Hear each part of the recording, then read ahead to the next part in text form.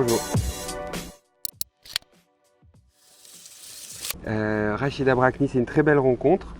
C'est mon acolyte pour Lady Sir, un groupe que nous avons formé il y a quelques années maintenant, enfin il y a 2-3 ans. On a fait un album qui s'appelle Accidentally Yours.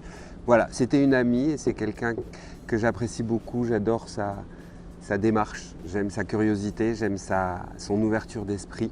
Et voilà, et on est allé sur des terrains musicaux que moi je n'avais pas encore exploré, un peu les grands espaces, comme un petit peu comme si on s'était baladé en voiture dans le désert américain. La ville de Sète, c'est là-bas que j'ai découvert la guitare, c'est vrai, c'est mon ami Patrick Génuit, si tu me vois, je te salue. J'ai toujours ta guitare, j'avoue que j'ai dû la ranger ici ou là, je sais pas. Ouais, voilà, j'allais en vacances là-bas et Patrick m'a offert une guitare nylon, voilà, ce qui est rigolo parce que c'est la ville de Brassens. C'était ma première guitare et mes premiers accords. Fernando Pessoa, le livre de l'intranquillité, un livre de chevet pour moi. Voilà, il m'a appris la poésie. Voilà, j'adore ces idées d'hétéronymes, c'est-à-dire qu'il ne signe pas avec des pseudos, il signe avec des hétéronymes, donc il a inventé des vies à ses personnages. Voilà, le livre de l'intranquillité est un livre qu'on peut ouvrir à n'importe quelle page, à n'importe quel moment, à n'importe quel endroit. C'est beaucoup pour moi. C'est la première personne avec qui j'ai travaillé hors contexte groupe, donc hors Louise Attaque. Moi je suis né en groupe, donc j'avais l'impression que je ne respirerais la musique et je ne la vivrais qu'en groupe. Et en fait, un jour j'ai rencontré Alain Bachung autour d'un dîner organisé par Clarisse Urgan, avec qui je travaille depuis des années maintenant.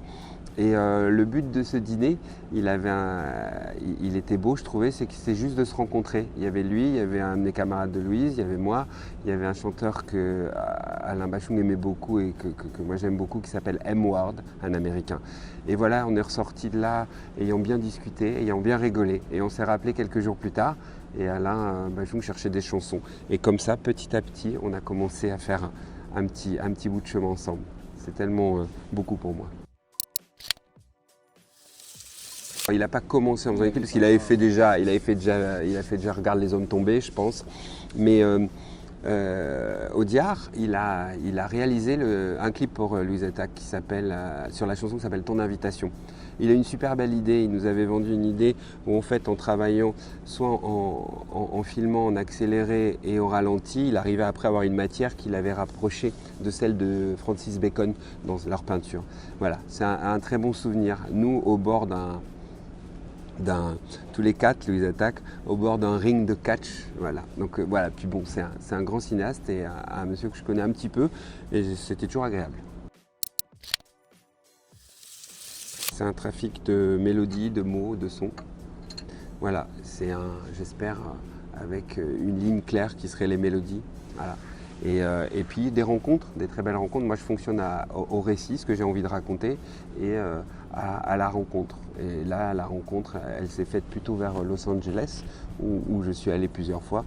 Voilà, à travers Jonas, Justine et Dimi, 3 acolytes que je ne connaissais pas avant de faire ce disque. Voilà, donc voilà, c'est un trafic aérien aussi. Life in the Bar. Alors eux, c'est des gens importants pour nous, Louise Attaque dans les années 90. Quand on a commencé avec Louise Attaque à Paris, c'était pas facile de trouver des endroits où jouer, des endroits où faire des petits concerts. Et eux aidaient pas mal de groupes dans Paris et un peu ailleurs à faire des concerts. Voilà, Julien Bassoul.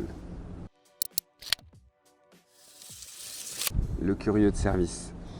Lui, c'est un modèle dans la manière de travailler, d'être curieux. Voilà, les rencontres, lui, il en fait plein. Et il fait des ponts tout le temps. Je l'ai vu récemment repartir avec Africa Express dans son train. Il est génial pour ça. Il n'a pas de frontières dans ses rencontres et dans sa tête et dans sa musique. Donc c'est super, c'est un touche-à-tout.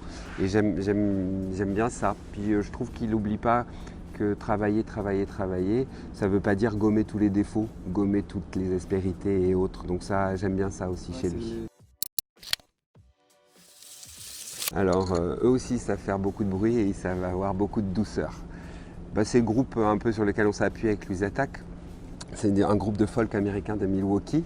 Et voilà, on adorait. Donc nous, à l'époque, on chantait au yaourt avec des instruments électriques. Et on s'est dit, on va chanter avec des mots français et des instruments acoustiques. Et on a pris comme modèle les Violent Femmes. Et on a commencé à faire des chansons. Et on a appelé le chanteur, Gordon Gano, pour produire notre premier album. Et il a accepté. On était fous quand on est allé chercher à l'aéroport. Ma spécialité, exactement. Bah bon, faudrait venir la goûter d'abord. J'adore manger. J'adore, voilà, j'ai plein de copains vignerons ou cuistots. Et voilà, la personne avec qui je travaille et ma femme travaille les aliments comme personne. Donc c'est super. Je suis parti il n'y a pas longtemps. Rachid, j'ai eu la chance de travailler avec lui sur un album, Bonjour. Voilà, c'est quelqu'un qui est mort d'avoir vécu à 100 à l'heure.